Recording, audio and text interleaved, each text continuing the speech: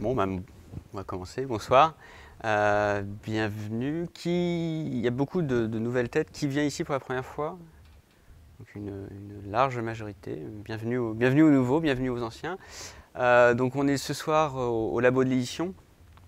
C'est un accélérateur, un incubateur de start-up du livre qui a la générosité de nous accueillir ce soir et les soirs d'avant et les soirs à venir pour voilà, ces rencontres littéraires qui ont pour but de voilà, transmettre ce que j'ai appris en écrivant mon premier roman à des personnes comme vous qui essayaient de traverser ce désert épineux de l'inspiration et de l'imagination jusqu'à la publication.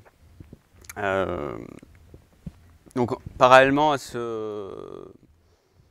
à ces rencontres ouvertes à tous, j'ai créé une formation qui s'appelle Écrire, qui est destinée aux personnes qui veulent aller plus dans le détail, plus en profondeur, et voilà, qui veulent être accompagnées dans leur démarche d'écriture. Voilà, je suis une sorte de sage-femme qui les aide à accoucher de leur texte. Et à ce propos, si vous êtes intéressé, j'organise au mois de juin un atelier d'écriture en ligne. Donc pendant tout le mois, je vous prête une partie de mon cerveau pour vous aider à écrire une nouvelle. Et je commence avec vous par des questions, par le dialogue.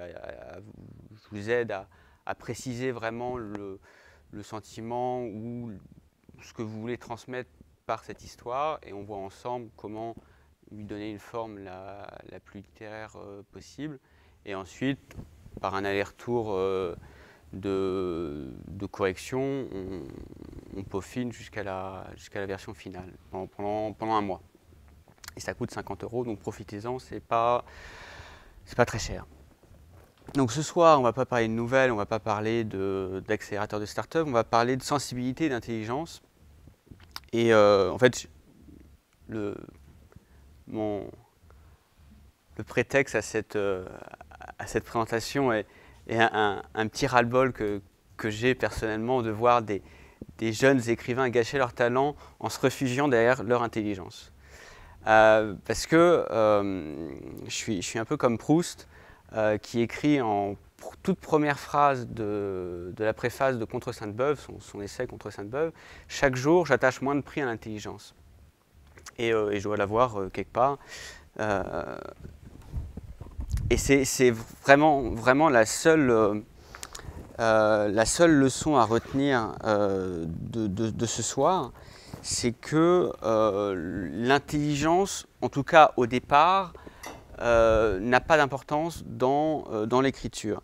Et il complète, chaque jour je me rends mieux compte que ce n'est qu'en dehors d'elle, donc de l'intelligence, que l'écrivain peut ressaisir quelque chose de nos impressions, c'est-à-dire atteindre quelque chose de lui-même et la seule matière de l'art.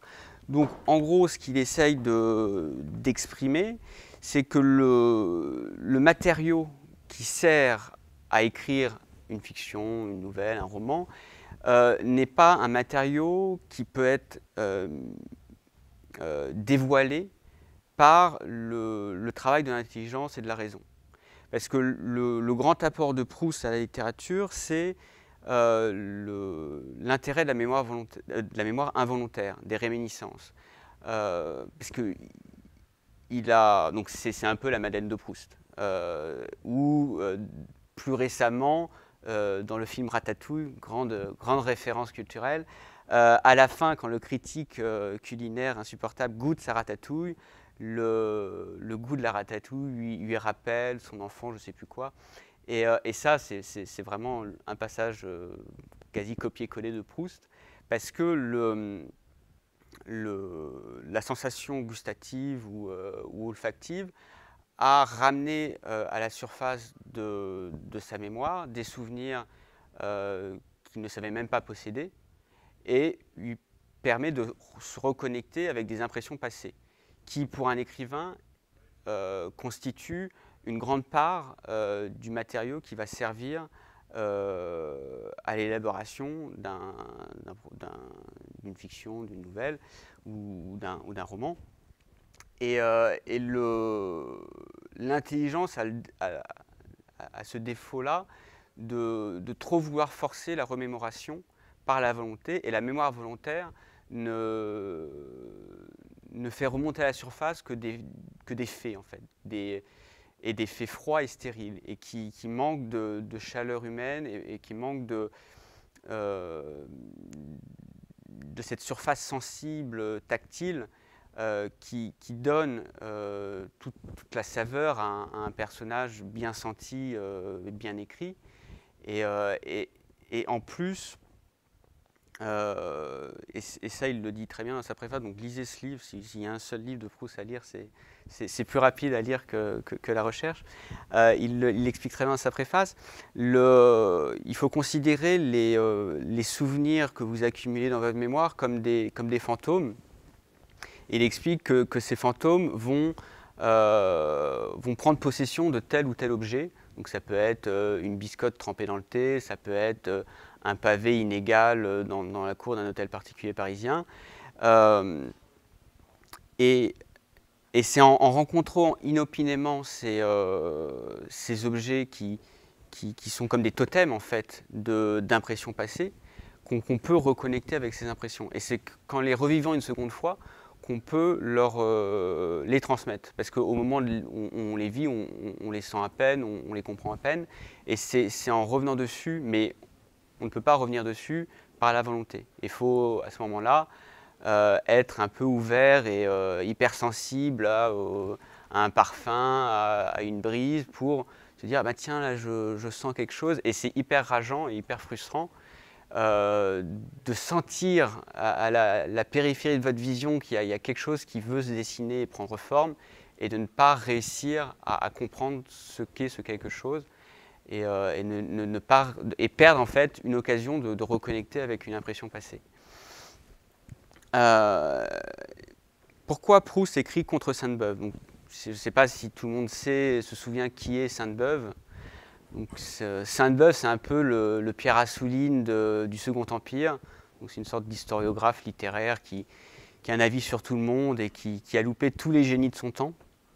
Donc, enfin, il a soit ignoré, soit mal jugé Baudelaire, Balzac, Flaubert, Stendhal, Nerval. Enfin, ça fait un peu de monde. Alors qu'il a tenu des lundis, donc un feuilleton critique, de critique littéraire dans plusieurs journaux, plusieurs quotidiens. Et pour tout vous dire, rassemblés en volume, ces lundis font, si je ne dis pas de bêtises, 29 volumes. Donc ça fait quand même une masse conséquente de textes. Et il a loupé tous les écrivains du XIXe siècle qui restent en fait, qui sont passés à la postérité. Et parce que, en fait, et c'est pour ça qu'il écrit cet essai, parce que selon Proust, c'est un écrivain qui privilégiait l'intelligence, qui privilégiait ce qu'il appelle la conversation, enfin ce que Proust appelle la conversation. Et Proust, qui a une très bonne connaissance de la conversation, puisque c'était un mondain avant d'être un écrivain, Proust oppose la littérature et la conversation de la même manière qu'il oppose deux moi dans un écrivain, le moi social, mondain, extérieur, et le moi profond, littéraire, souterrain, que le travail d'écriture est censé dévoiler, mettre au jour progressivement. Et c'est un peu l'histoire de la recherche du temps perdu. C'est l'histoire de la recherche du temps perdu, c'est un narrateur qui ne sait pas trop quoi faire de sa vie, qui veut écrire mais qui ne sait pas trop comment. Enfin, c'est un peu vous, quoi. Le narrateur de la recherche, c'est vous. Et l'histoire de la recherche, c'est la compréhension de ce mécanisme de réminiscence, de mémoire involontaire. Et à la toute fin, donc 1000 pages après le début, il va comprendre en fait la matière finale, enfin la matière à partir de laquelle il va pouvoir écrire. Et il a mis je ne sais pas combien de pages pour découvrir ça. Et le problème, c'est que en tout cas c'était le problème de Sainte-Beuve. Sainte-Beuve estimait, et c'était sa grande méthode critique, qu'on pouvait juger un écrivain en jugeant l'homme. Donc il fallait enquêter, demander l'avis de ses proches, de ses amis écrivains, un peu avoir un jugement moral sur l'homme pour formuler un jugement esthétique. Et en faisant cela, il confond le moi social et le moi littéraire.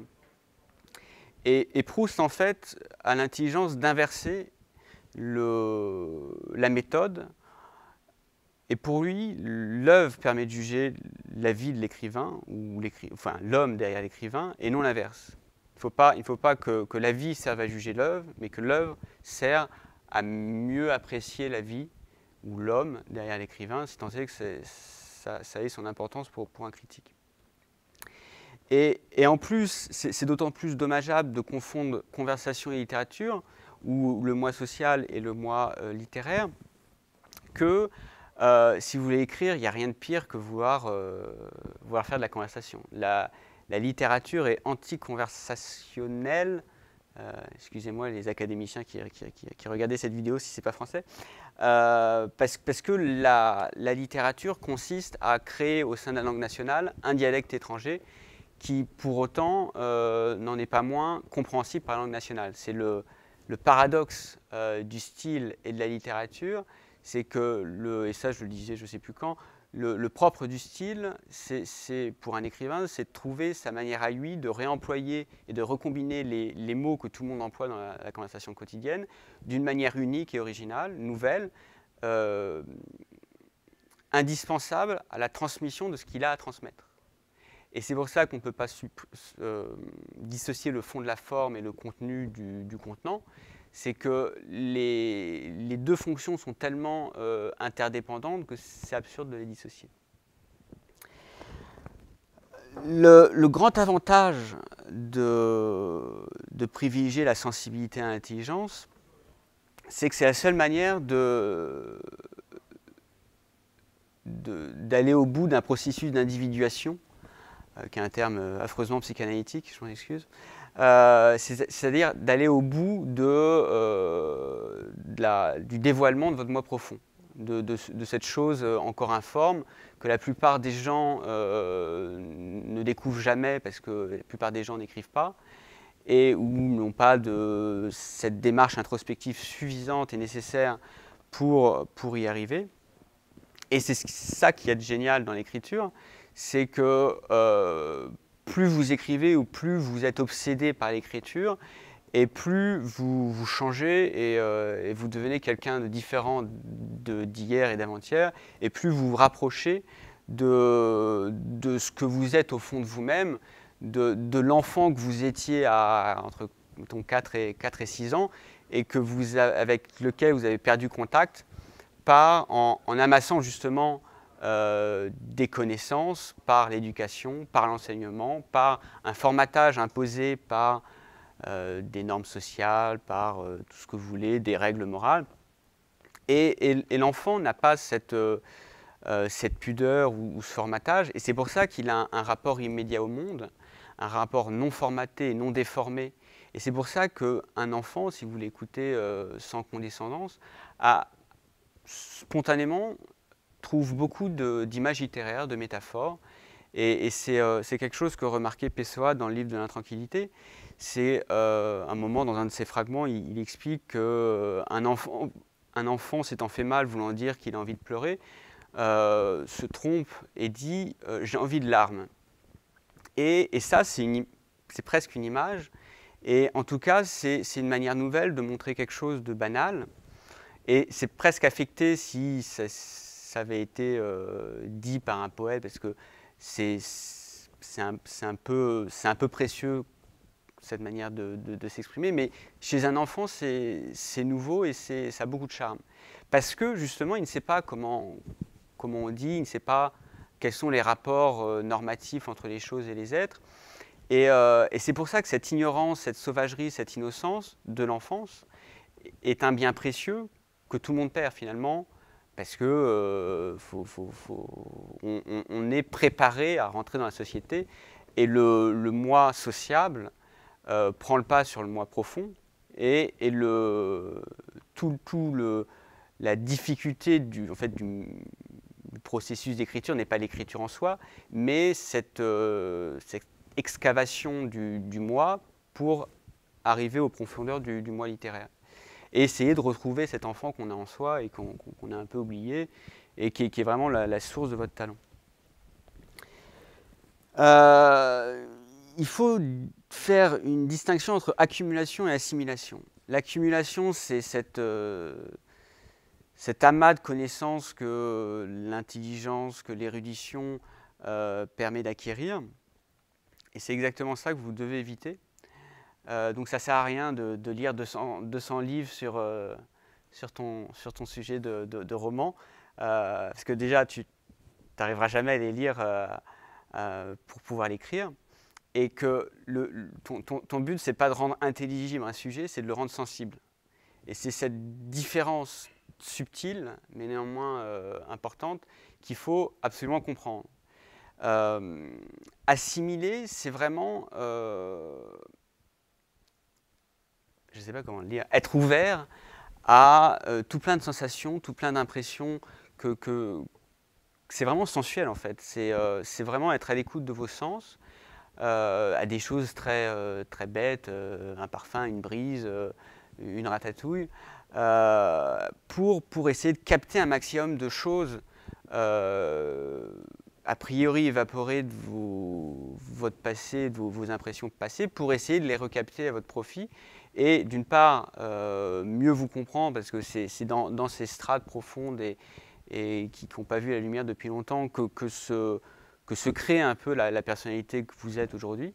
Et pour vous comprendre et du coup comprendre quelles sont vos failles, comprendre quelles sont vos zones pertinentes sur lesquelles travailler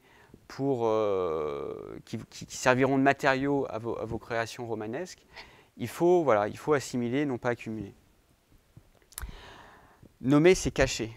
Ça peut pas être contre-intuitif, mais c'est hélas le principe fondamental de la littérature. C'est plus vous essayez de nommer précisément ce que vous voulez transmettre et exprimer, et plus cette transmission et cette expression va rater.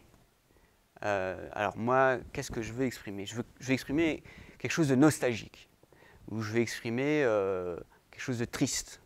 Et donc, 9 fois sur 10, l'écrivain, en ayant ce genre de raisonnement, va écrire « Ah oui, il était très nostalgique ce jour-là, il était très triste ». Et là, vous faites déjà le travail du lecteur. Le lecteur a le droit d'être intelligent, pas vous. Vous, votre travail, c'est d'être sensible, c'est d'être une plaque photographique sur laquelle va s'imprimer tous les photons que vos sens peuvent capter. Et le travail du lecteur, c'est de rendre intelligible cet amas de sensations. Mais vous, votre premier travail, c'est de capter les sensations et de les mettre à disposition du lecteur. C'est vraiment un don de sensibilité et non un don d'intelligence. Et en plus, l'intelligence a cette capacité, et surtout en France, cette capacité de vouloir étiqueter et mettre dans des cases, comme un type qui s'occupe d'insectes et qui épingle les insectes et qui les met dans des petites boîtes. Ne faites pas ça, parce que justement, pour classifier de cette manière la nature et le monde, vous avez besoin de nommer, vous avez besoin d'ordonner, de classifier. Et à partir de ce moment-là, vous oubliez de suggérer et vous expliquez en fait ce que vous voulez suggérer, ce que vous voulez montrer. Et c'est un peu la faille dans l'intelligence de Sainte-Beuve, qui avait aussi ses finesses et ses subtilités. Il avait une intelligence de typologie, de classement. Et le problème de ce genre d'intelligence, c'est qu'elle loupe tous les génies, parce que le génie, par définition, est la personne qui échappe au classement, qui crée ses propres règles esthétiques et son propre mode d'emploi. Et si vous essayez de caser les gens, il y a forcément un moment une erreur de jugement qui apparaît, ou le type là qui rentre dans aucune des cases de votre petit classement, ben, il n'existe pas, c'est pas important. Et c'est un peu le problème des DRH. Vous n'avez pas aucun DRH ici ? C'est le problème de la direction des ressources humaines, c'est que c'est très normatif le processus de recrutement. Et moi, j'ai plein d'amis qui ressortent débités de leur entretien d'embauche d'un recruteur qui lui dit très innocemment et très naïvement: je suis désolé, il manque une case pour vous mettre. Et pour moi, c'est l'aveu le plus inconscient de la bêtise humaine. Il me manque une case, mais l'image en elle-même est parlante. Enfin bon, oubliez toute stratégie. Deuxième erreur de l'intelligence, c'est qu'on a, pour se protéger de l'inconnu, de votre imagination, tendance à vouloir organiser par avance ce que vous allez trouver. Sauf que comme vous ne savez pas ce que vous allez trouver dans votre imagination, les plans de bataille prédéterminés ont tendance à échouer.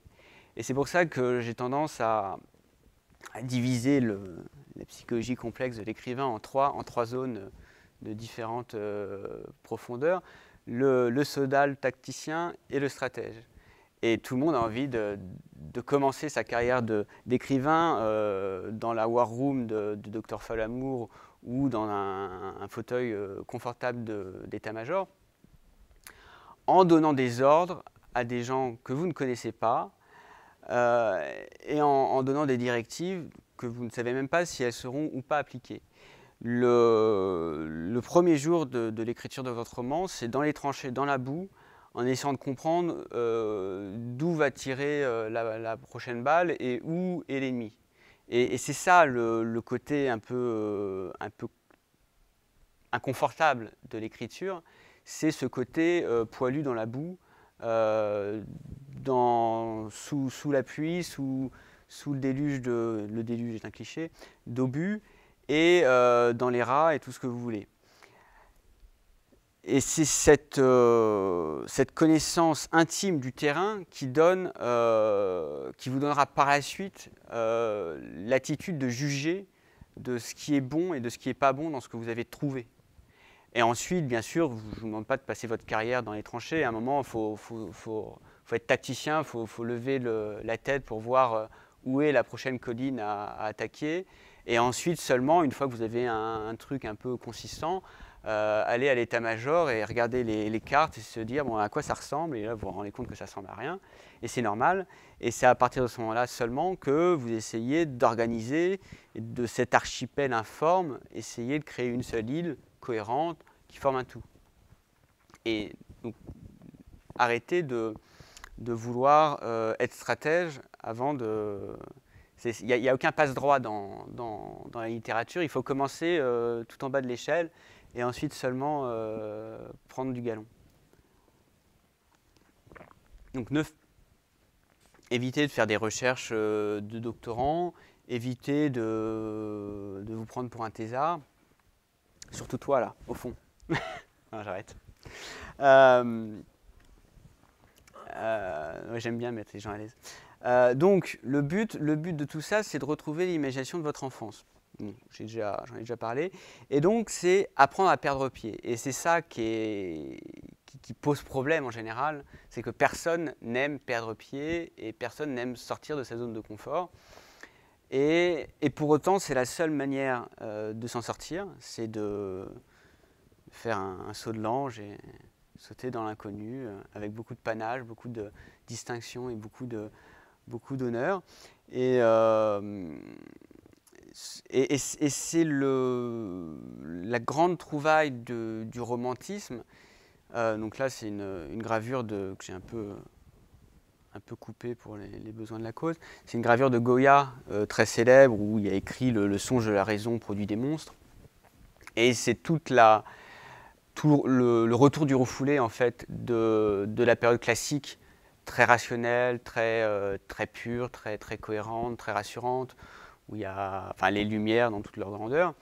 Sauf que le discours des Lumières laisse de côté pas mal de choses, d'irrationnel, de non-dits, de fantasmes, de pulsions, que le songe de la raison, comme illustré ici, va permettre de faire revenir sur le devant de la scène de l'écrivain.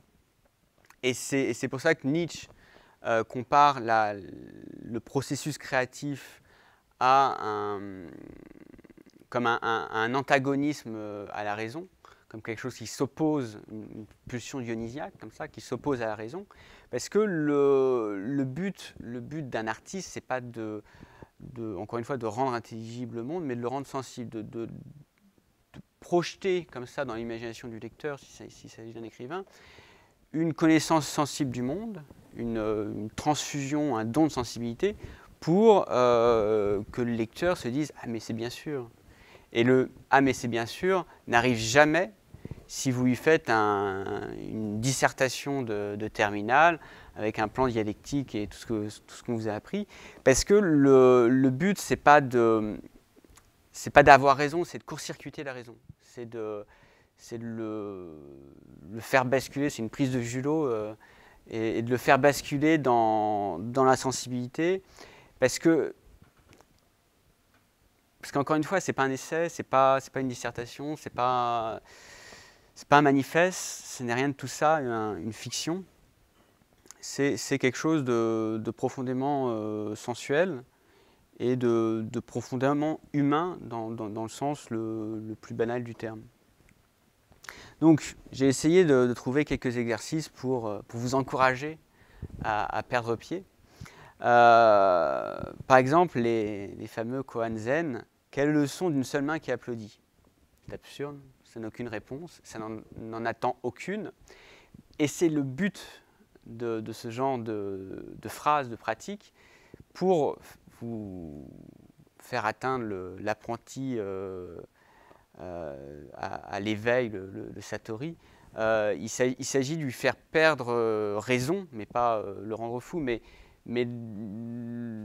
le faire déprendre de tous ces automatismes de pensée, de toute cette manière très normative qu'on a sans s'en rendre compte de classer les choses, de raisonner, de tout ça, pour essayer de lui faire retrouver un aperçu innocent de la condition humaine et voir à partir de cette innocence que voir de nouveau.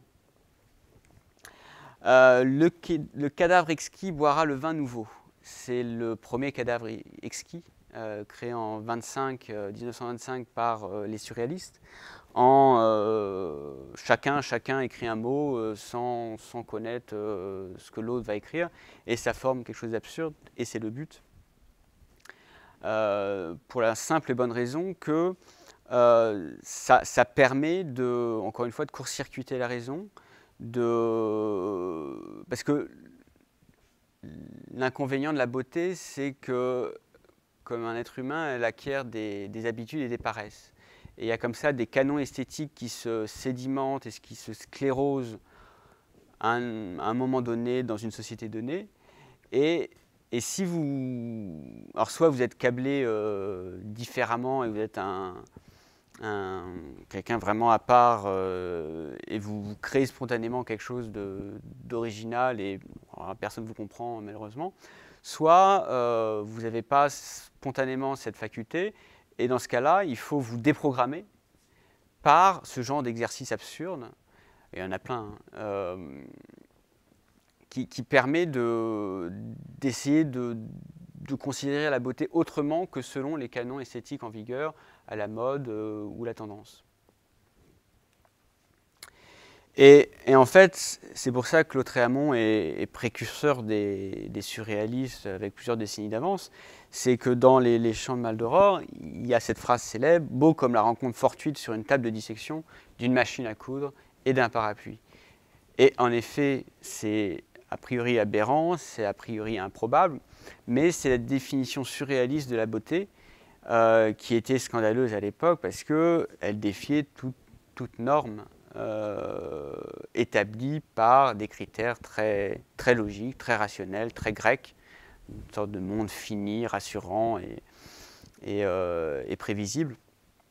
Et je ne vous dis pas que c'est forcément ça que vous devez trouver ou rechercher, mais essayez d'être toujours en décalage par rapport à ce que peut trouver votre raison ou à ce que vous voyez autour de vous. Parce que la norme n'a jamais apporté aucun chef-d'œuvre à quelque art que ce soit. Et toutes les révolutions artistiques se sont créées soit par opposition, soit par décalage par rapport à une norme. C'est pour ça que le romantisme est aussi exubérant, aussi effusif, et à la fin, c'est n'importe quoi, parce qu'il a été créé en réaction au classicisme. C'est pour ça que le symbolisme est aussi aristocratique, aussi précieux et pédant par moments, parce qu'il a été créé par opposition au naturalisme, qui lui, au contraire, était dans la boue, était dans le peuple, dans ces choses sales, vulgaires, triviales, et qui devait être créé parce qu'on n'avait jamais montré ça avant Zola. Voilà. Donc essayez à chaque fois, et créer, et si vous, c'est bien de radicaliser, de polariser les choses de manière un peu artificielle au début si vous n'arrivez pas à cet exercice, essayez de vous créer des ennemis comme ça, des adversaires ou des antagonismes. Voilà, et même faites le jeu de manière très artificielle. Prenez un courant littéraire, un écrivain ou ailleurs dans d'autres formes artistiques, et voyez qu'est-ce que vous pouvez trouver comme argument pour réfuter l'esthétisme de cet auteur, de ce courant, et voir qu'est-ce qui loupe en fait dans la réalité et que vous pouvez trouver. Cut-ups, inventé par le peintre Brion Gysin, technique qu'il a transmis à Burroughs et qui en abusait un peu trop vers la fin, qui est cette méthode de couper, coller des bouts de texte de provenance différents, un peu une automatisation ou une industrialisation du processus d'écriture d'un cadavre exquis, pour voir quel sens nouveau la confrontation de bouts de phrases d'origine différente peut faire émerger. Et c'est assez rigolo. Alors n'en abusez pas, parce que si vous écrivez tout un roman à base de cut-ups, c'est illisible, et c'est le défaut de certains romans de Burroughs. Mais tous ces exercices en fait ne sont pas là comme une checklist, c'est obligatoire de passer par là pour écrire.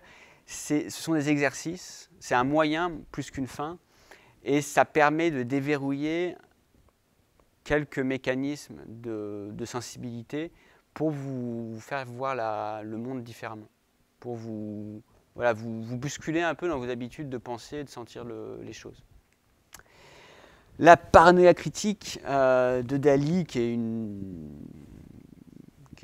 est assez originale, c'est là aussi un dépassement de la méthode surréaliste. Donc la partie paranoïa, c'est s'intéresser en soi, en tant qu'artiste, à toutes ces images délirantes, fantasmatiques, obsessionnelles qu'on peut avoir. Et la partie critique, c'est la tentative d'objectiver, d'interpréter ces images créées par ces obsessions, par ces idées obsessionnelles, pour donner des formes nouvelles. Donc la métamorphose de Narcisse, exemple le plus connu. Dans les toiles de Dali, il y a des figures récurrentes d'angoisse castratrice, de masturbation, tout ça. Il était assez obsédé par la chose. Et peu importe si ça peut paraître un peu choquant pour des vieilles dames bien comme il faut, le but de l'art n'est pas de plaire ou de déplaire. Le but de l'art, c'est de créer quelque chose de neuf et d'intéressant. Le problème de tout ça, c'est que c'est très pénible au début. C'est le principe de toute courbe d'apprentissage, c'est ce que les mathématiciens appellent une sigmoïde, une courbe en S, et le début est insupportable. Et ça vaut pour la littérature comme pour la programmation. J'apprends à programmer dans différents langages de programmation, et les débuts sont affreux, c'est vraiment douloureux, parce qu'on se dit, mais qu'est-ce que je suis en train de faire? Vous ne progressez pas, ou très lentement, vous avez l'impression de perdre votre temps, vous vous demandez à quoi ça sert.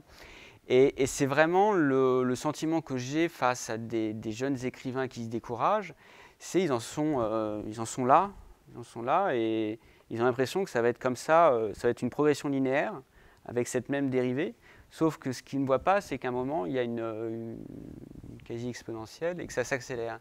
Et c'est dans les difficultés du début qu'il faut redoubler d'ambition et de courage, parce que vous allez faire des choses formidables, des choses exceptionnelles, vous voulez devenir des génies, les génies de la littérature française contemporaine, et je vous le souhaite. Sauf que pour arriver tout en haut, là, il faut vraiment passer par cette lenteur initiale. Et il n'y a pas moyen de prendre des raccourcis. Alors après, tout le monde n'est pas avec la même sensibilité. Il y a des gens qui ont plus de facilité avec les mots, ou qui sont moins introvertis, ou qui ont une sensibilité moins timide et qui a plus de facilité à s'exprimer, donc peut-être qu'ils avanceront plus rapidement, mais j'en suis même pas sûr parce que, alors ça, il n'y a aucune étude scientifique pour venir en aide à ma démonstration, mais je pense qu'on n'avance jamais mieux que dans les difficultés face à un obstacle. Et je pense que vraiment les bons écrivains sont des écrivains qui peinent à écrire. Parce qu'un écrivain, ce n'est pas un graphomane. Un écrivain, ce n'est pas quelqu'un qui écrit 50 pages en une journée. Un écrivain comme Flaubert, comme Nabokov, c'est des gens qui, en une journée, peinent à écrire une seule page et qui ne sont toujours pas satisfaits à la fin de la journée de cette seule page. Alors c'est déprimant. Et quand vous n'arrivez même pas à écrire une page, c'est l'enfer. Je le vis comme tout le monde, et il faut passer outre, et il faut se dire que ça fait partie du long processus. Et les personnes en fait qui ont cette fluidité avec l'écrit sont celles qui ont beaucoup d'automatisme. Et c'est quand vous écrivez en mode automatique, en tout cas au début, que vous écrivez en mode cliché, que vous écrivez des banalités, des lieux communs. Et la résistance de l'écrit est souvent un bon signe. C'était Maurice Blanchot dans son essai sur Kafka qui disait tant que tu ne rencontres pas d'obstacles, c'est signe que tu n'as pas commencé, avancé, progressé. Et je le crois sincèrement. Kafka qui tous les soirs en rentrant du travail ouvrait son journal et essayait d'écrire quelque chose, ne serait-ce que je n'ai rien à écrire. C'est terrible à lire, Kafka. Dans sa correspondance, dans son journal, on sent la difficulté du labeur, on sent chaque mot qui est extirpé au forceps de son imagination. Et c'est le génie de la langue allemande du XXe siècle, et c'est pas pour rien. Parce que face à autant de difficultés, il a trouvé les ressources intérieures nécessaires pour les contourner, les dépasser, les surmonter, et trouver une manière propre à lui de les surmonter. Et l'écrivain qui n'a pas de difficulté à surmonter écrit comme tout le monde. Et la personne qui écrit comme tout le monde est inintéressante par définition. Brûler vos navires comme le conquistador Cortés, qui, après avoir colonisé ce qui est devenu Veracruz, voulait envahir l'empire aztèque au Mexique. Et personne, il n'y avait pas de mandat pour ça, il n'y avait pas reçu d'ordre précis du gouverneur de Cuba pour envahir avec 500 hommes l'empire aztèque. Et il était débordant d'ambition impérialiste. Il s'est dit, je vais envahir cet empire, d'autant plus qu'il y a des cités d'or, les mystérieuses cités d'or qui m'ont l'air très intéressantes. Et donc, cette technique a consisté à brûler ses navires, enfin, pas littéralement, ça c'est l'historiographie officielle qui a transmis ce mythe. En fait, il n'a pas brûlé ses navires, il a percé des voies d'eau dans ses navires, les a retournés sur le flanc, pour forcer ces hommes, pour empêcher toute alternative, les forcer à le suivre au Mexique pour envahir l'Empire aztèque.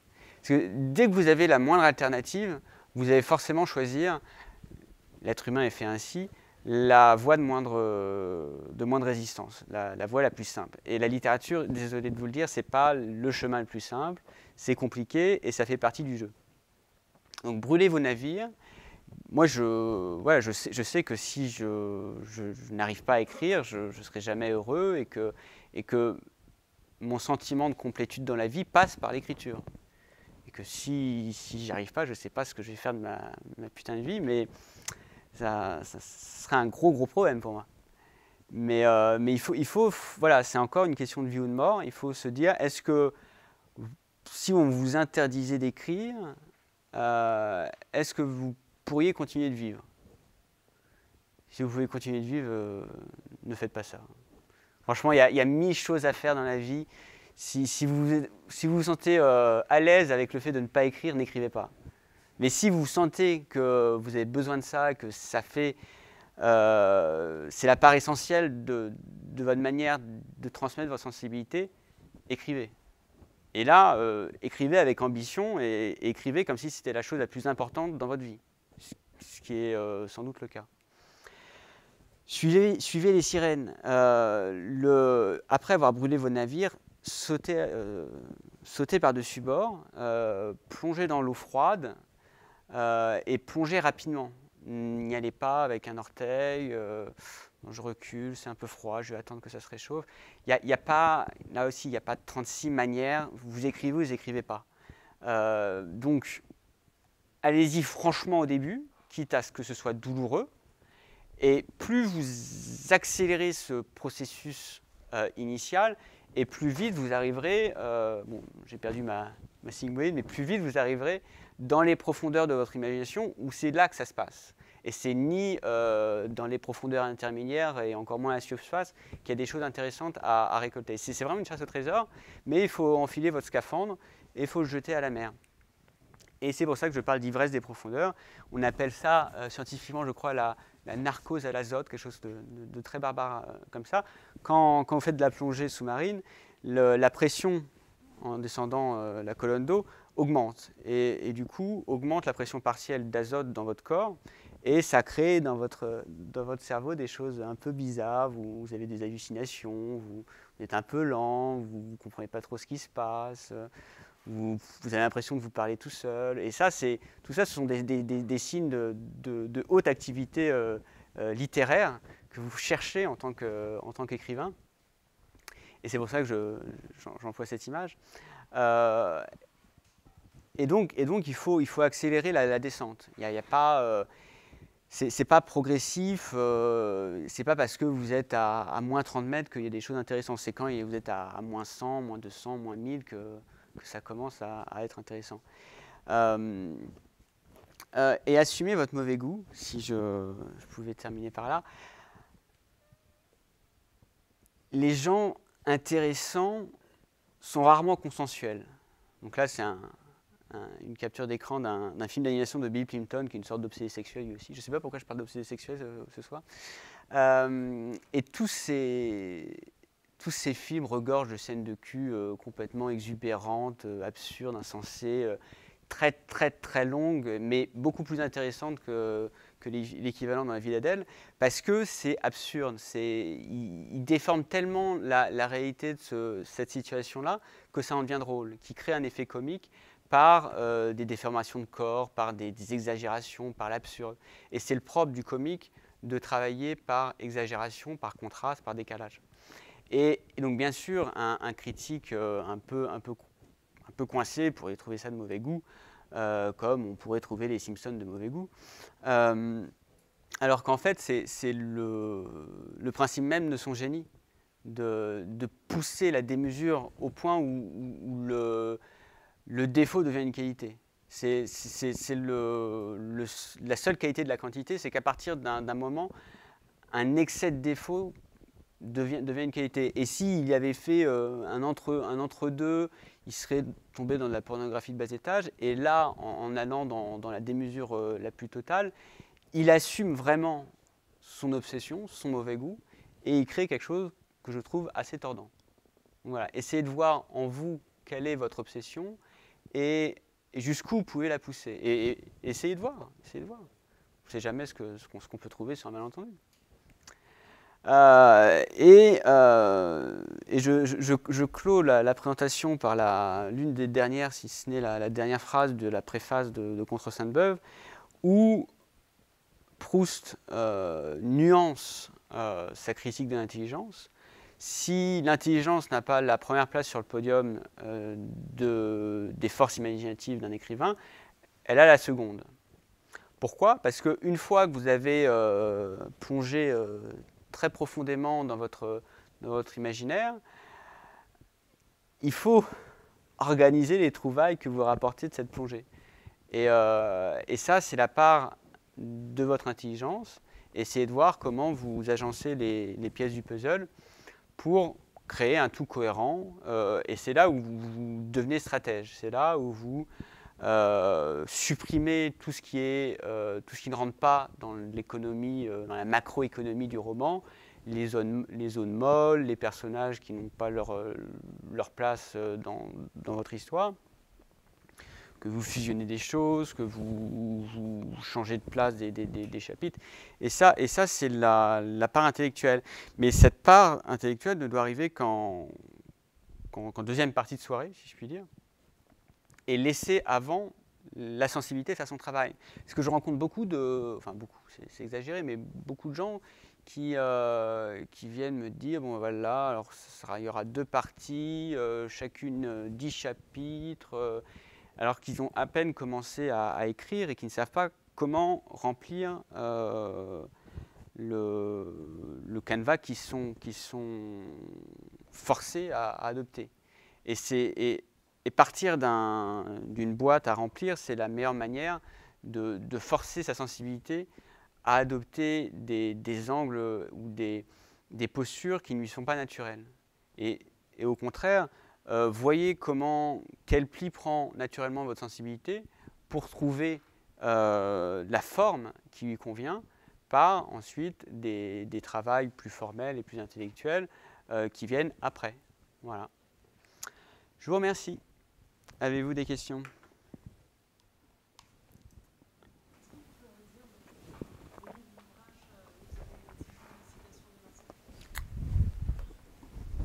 Contre Sainte-Beuve, lisez-le.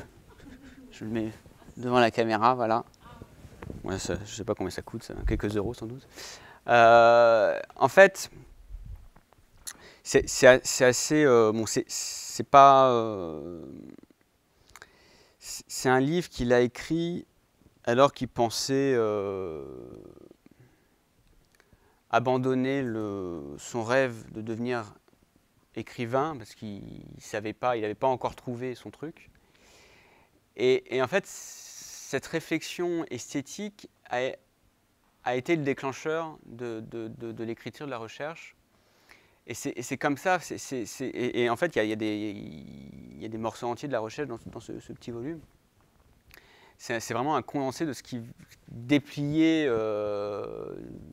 et redéplié par le génie à rallonge et à tiroir de Proust, qui va devenir ensuite la recherche. Et donc c'est assez, par moments, assez maladroit. C'est un patchwork de choses qui s'agencent pas encore tout à fait bien, mais c'est précurseur et c'est très intéressant. Ne serait-ce que ne lisez que la préface et lisez il y a un chapitre sur Baudelaire que Sainte-Beuve ignorait, que Sainte-Beuve traitait avec beaucoup de condescendance. Et quand Baudelaire a dû se défendre lors de son procès des Fleurs du Mal, il a demandé l'aide à Sainte-Beuve, qui était haut placée dans la société de l'époque, qui était une figure d'importance. Et Sainte-Beuve ne voulait surtout pas s'afficher à côté de ce sauvage, ce malotru. Et donc, il a soumis à l'avocat de Baudelaire un projet de défense littéraire pour dire que ce n'était en rien obscène ou je sais pas quoi. Mais il ne voulait surtout pas qu'on le nomme et qu'on utilise son nom pour des fois que ça pourrait sauver Baudelaire. Et le drame, c'est ce que ce que déplore Proust, c'est que Baudelaire était dans une sorte d'admiration et face à Sainte-Beuve, dans une tentative désespérée de quémander autant que possible des signes d'encouragement, des papiers critiques, positifs sur son œuvre. Et Sainte-Beuve n'en avait rien à faire. Et c'est là la dissociation entre le moi social et le moi littéraire chez un écrivain qui se dévoile. C'est que le moi littéraire de Baudelaire était bien supérieur au moi littéraire de Sainte-Beuve, mais le moi social de Baudelaire se mesurait au moi social de Sainte-Beuve, alors qu'il ne faut jamais se mesurer à l'aperçu très extérieur qu'on a d'un écrivain, mais vraiment juger sur les œuvres. Et donc, du coup, il y a cette disproportion extraordinaire des génies qui demandent la vie à un nain sur son œuvre. Et c'est pour ça que quand vous, dans les moments de doute, que vous cherchez un avis extérieur sur ce que vous écrivez, faites attention à qui vous demandez un avis. Allez toujours vers les gens que vous admirez, jamais vers... le problème, c'est que vous pouvez admirer à tort un écrivain. Voilà, je ne peux rien pour vous. Mais demandez-vous vraiment si c'est la personne la plus pertinente pour vous juger. Et ayez cet orgueil insensé de refuser le jugement de critiques qui ne savent pas lire, le jugement de votre mère qui ne sait pas forcément faire la différence entre... je sais pas moi, Baudelaire et Sainte-Beuve, pour ne pas citer d'auteurs contemporains. Voilà, il ne faut pas se laisser déstabiliser par le regard de gens qui n'ont pas à donner leurs mots sur des questions littéraires, parce qu'ils, justement, ils ne sont pas pertinents sur ces questions littéraires. Et Sainte-Beuve, malgré quelques qualités intellectuelles, n'avait pas une critique de créateur. Et c'est la critique du créateur que vous devez rechercher. C'est la personne qui est passée par ce travail de sensibilité qui peut vous aider à vous indiquer le chemin, pas à l'emprunter à votre place. Parce que ça, le but d'écrire, c'est de trouver votre chemin à vous. Donc par définition, je ne peux pas le faire à votre place. Mais montrer que c'est possible, et disons que c'est un encouragement à travailler votre folie. Et je trouve que on manque beaucoup de folie, on manque de ce mauvais goût de Bill Clinton, on manque de cette hubris de Burroughs. Voilà, les gens n'osent pas aller assez profondément dans leur imagination pour trouver des choses assez loufoques, mais potentiellement intéressantes. Et je trouve que de nos jours, la littérature est un peu le parent pauvre de l'imagination. Et alors qu'il y a des choses extraordinaires qui sont créées dans les arts graphiques, dans l'art contemporain, dans la danse. Et je trouve qu'on est un peu sage en littérature aujourd'hui. On a perdu cette effervescence et cette excitation de l'imagination qu'on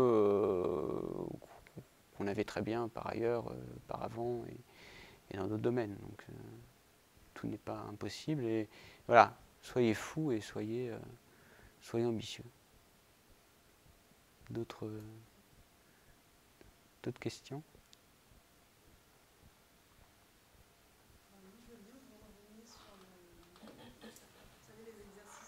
Vous avez suggéré par rapport à comment changer sa manière de voir sur le cut-up. Alors le cut-up, en fait, c'est très simple, chacun peut le faire chez soi. Vous prenez le quotidien que vous lisez, d'habitude, et vous prenez un cutter et vous faites des coupes franches et vous assemblez des morceaux qui ne sont pas limitrophes en temps normal, et vous essayez de voir le sens que ça produit en fait. Et en fait, c'est une bonne manière de créer artificiellement des images littéraires. Alors, il y a beaucoup de déchets, hein, mais c'est une bonne manière de trouver des images littéraires qu'on n'aurait pas trouvées spontanément. Parce que tout le monde n'a pas comme ça l'idée de comparer, de rassembler un parapluie et une machine à coudre. Et il faut passer par cet artifice pour générer comme ça, spontanément à la volée, des choses inédites. Et après, il y a un gros travail de tri et vous jetez l'essentiel de ce qui est de la masse générée. Mais ça, c'est une bonne manière d'être déstabilisé. Ah bah tiens, ah oui, pourquoi pas, ok, une machine à coudre, un parapluie, oui, ok. Et c'est comme ça que voilà, vous sortez un peu du chemin normatif que tout le monde emprunte pour trouver votre chemin à vous. Voilà. Qu'est-ce que vous conseillerez pour cultiver l'imagination? Le problème, c'est qu'il n'y a pas de, il n'y a pas de cours d'imagination. Enfin, par définition, le but de l'imagination, c'est d'être la plus individualiste et la plus singulière possible. Donc, si j'ai un conseil, isolez-vous, cultivez le silence et la solitude, parce que c'est dans ces environnements un peu d'ermite ou de fou au sommet de sa montagne que vous déconnectez un maximum du bruit de fond en fait, de la conversation quotidienne et que vous isolez un maximum de la masse de clichés, lieux communs que génère et que véhicule la conversation. Et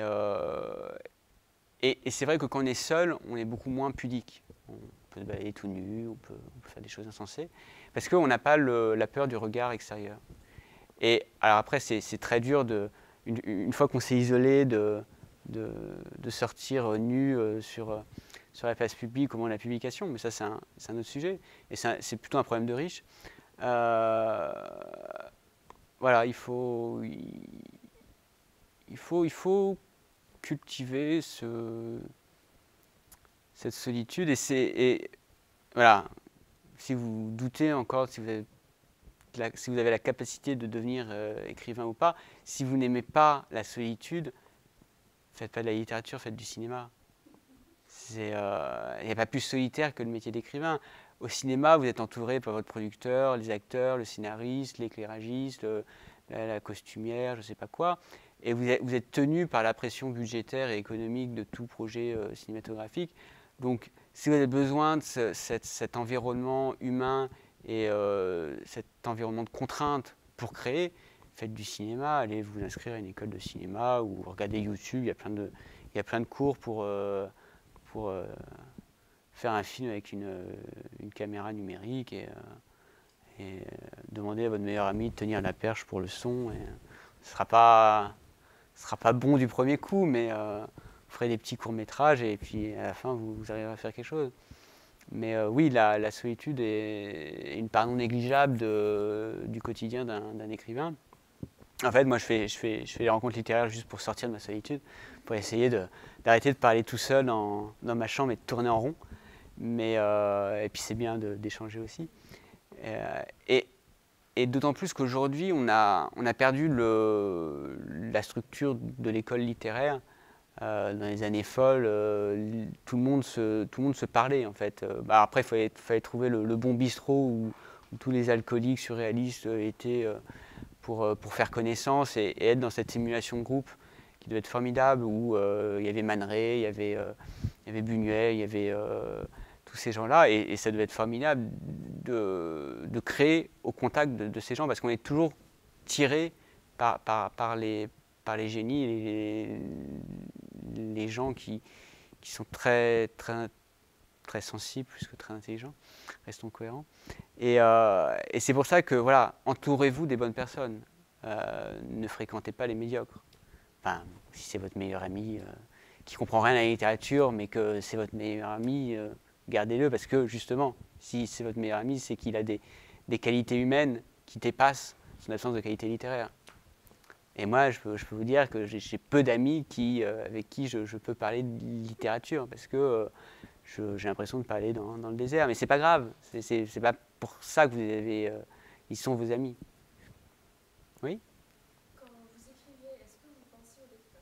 Ah non, ne pensez pas au lecteur. Le lecteur est cet être très intimidant qui vous demande de vous mettre à poil sans se déshabiller également.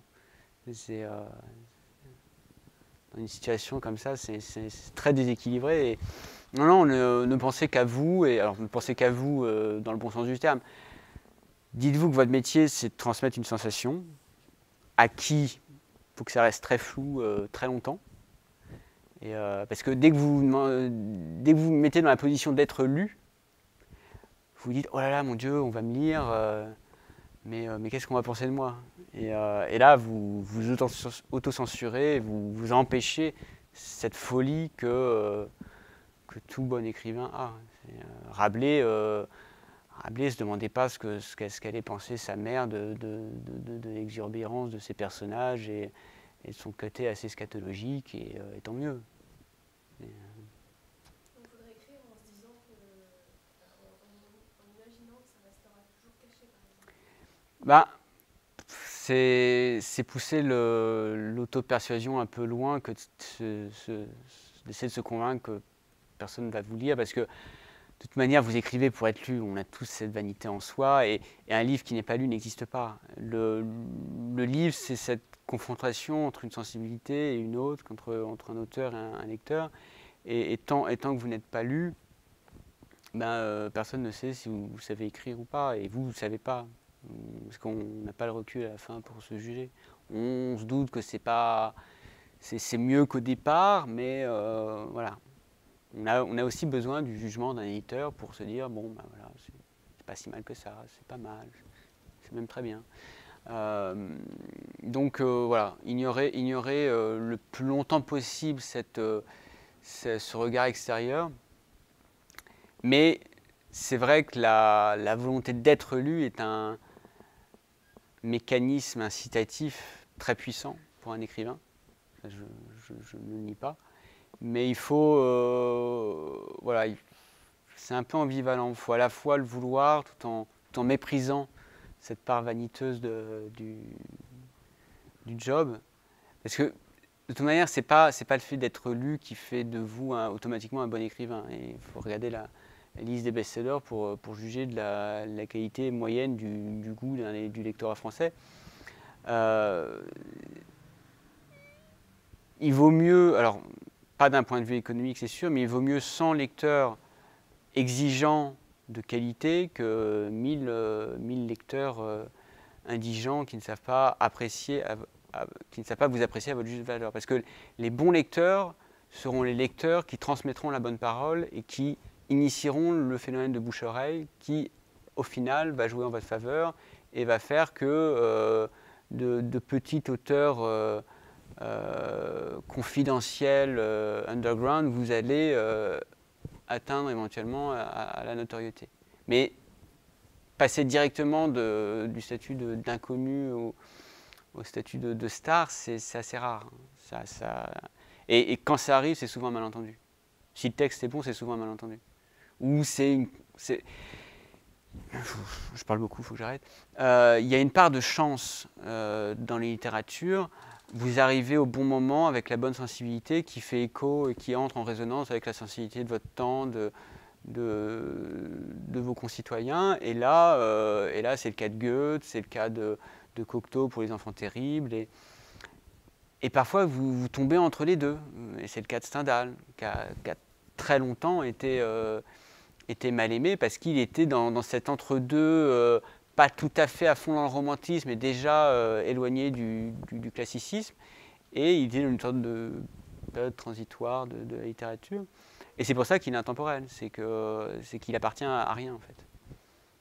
Et donc ça, vous ne maîtrisez pas la part d'aléa et de chance. Donc maîtrisez ce que vous pouvez maîtriser, à savoir la qualité de votre écriture. Et le reste, ayez assez d'orgueil pour le mépriser ou l'ignorer. J'ai l'impression de passer pour un grand misanthrope ou un grand mégalo, mais voilà. Alors, ça fait toujours plaisir, un article, même très mal écrit.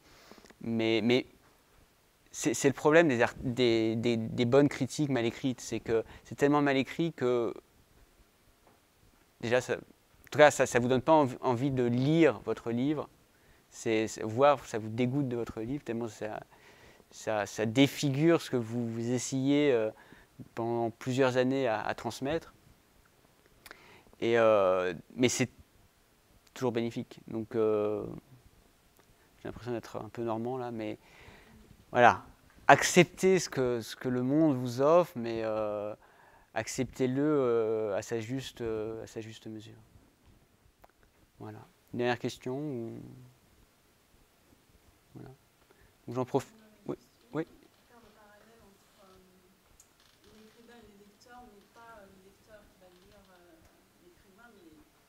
le lecteur qu'on est... Oui, tout bon écrivain est bon lecteur. Voilà. Et il faut commencer par lire avec discernement et tous les livres que vous aimez, vous demandez pourquoi vous les aimez, quelle part de votre sensibilité ça fait résonner en vous, pourquoi tel passage fonctionne et pas l'autre. Regardez s'il y a des clichés, et s'il y en a beaucoup, c'est signe que vous n'avez pas bon goût. Enfin, pas bon goût, pas au sens bon goût, mauvais goût, mais que vous êtes encore au stade gros lecteur et pas grand lecteur. Et le gros lecteur, c'est le lecteur boulimique par lequel on a tous passé. On lit tout et n'importe quoi parce qu'on a ce besoin insatiable. Et qu'au final, la qualité, à ce moment-là, peu importe, c'est un peu une boulimie et c'est la phase McDo. De la lecture, mais à un moment, on commence à affiner son goût, à trouver déjà ce qu'on apprécie plus chez l'un et chez l'autre, et ensuite à se dire, bon, c'est quand même assez mal écrit comme ça, j'ai arrêté de lire cet auteur, et au final, le métier, en fait, la majorité de toute démarche artistique, que ce soit de l'écriture, de l'édition ou de la lecture, ça consiste à dire non. Ça consiste à dire non à des mauvais écrivains, ça consiste à dire non à de mauvais auteurs, ça consiste à dire non à de mauvaises idées de livres, de mauvais personnages, de mauvaises histoires, de mauvaises images littéraires.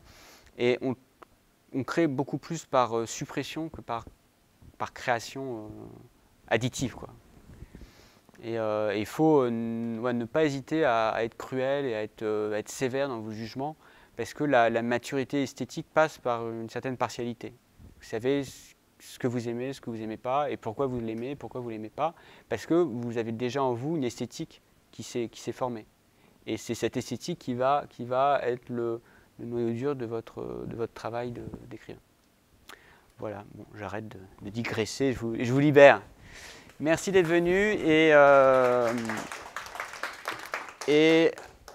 à dans 15 jours.